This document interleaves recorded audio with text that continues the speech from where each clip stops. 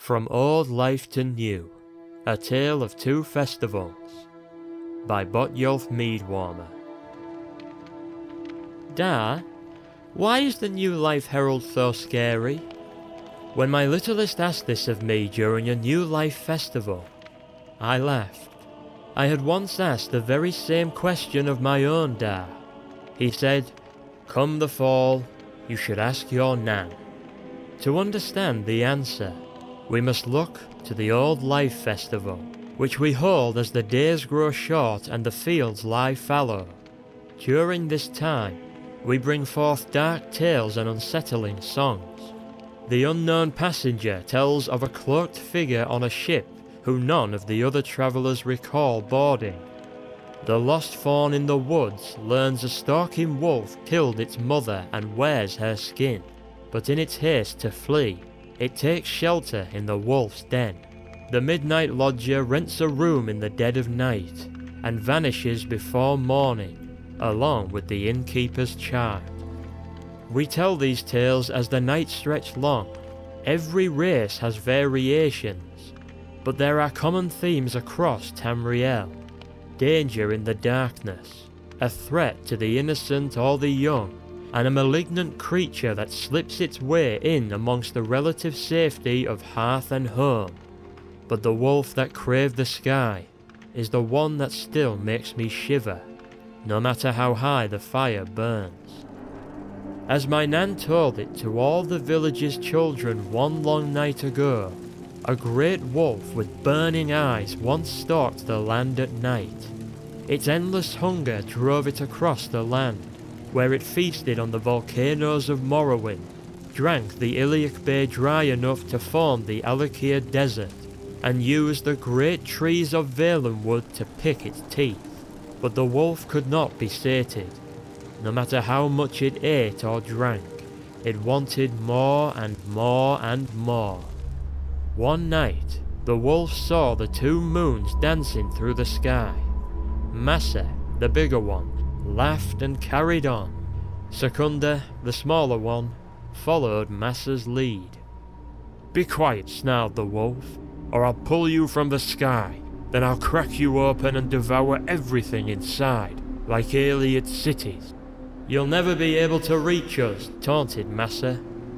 "Reach us," echoed Secunda. "Oh," snarled the wolf, "I will leap from the highest mountain until I reach the sky. Then I will stand astride two little moons, gnashing and tearing, until there are moons no more." "But everyone will notice if one of us is missing," cried Massa. "One of us is missing," echoed Secunda. "I will change my skin to match your own," snarled the wolf. "My burning eyes will shine in your place. None will know the difference." "The sun will know we aren't what we seem," cried Massa. "We aren't what we seem," echoed Secunda. "Then I shall make a meal of the sun," snarled the wolf, "and after, I'll consume all the stars." "You can't do this to us," cried Massa. "Do this to us," echoed Secunda. "But I can," snarled the wolf, "and when I have gorged myself on the sky, when there is nothing left but darkness, I will stand astride the world and howl." As my Nan leaned forward, fingers extended like claws, a figure with a wolf's head burst into the room and howled. All the children shrieked, then the candles blew out.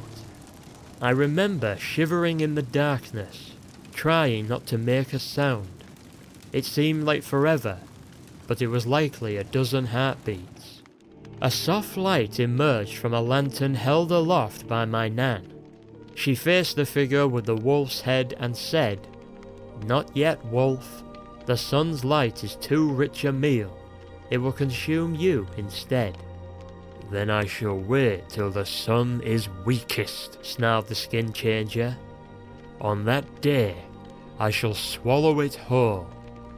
"You can try," said my Nan, her voice firm, "but the sun may have other ideas." With that, the lantern flared. The skin changer howled in pain and fled from the room. For a few moments, there was silence. Then my Nan spoke. never forget the danger in the darkness. It can slip into your midst and drag you into the night. But light at its dimmest is the old life passing behind us. Soon there will be new life, and the sun shall herald its arrival. A good number of weeks passed. The New Life Festival began.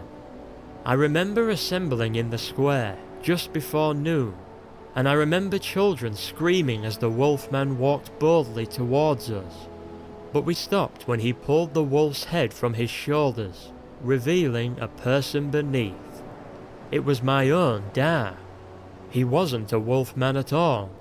In the light of the noonday sun, he was just a person in a costume. The bear claws and snarling, stylized faces working into his garb seemed almost ridiculous by the light of day. He smiled and told us the light of the sun had filled him with hope, and that he would be our new life herald for the festival. So years later, when my littlest asked me why the new life herald was so scary, I laughed. Come the fall, you should ask your nan.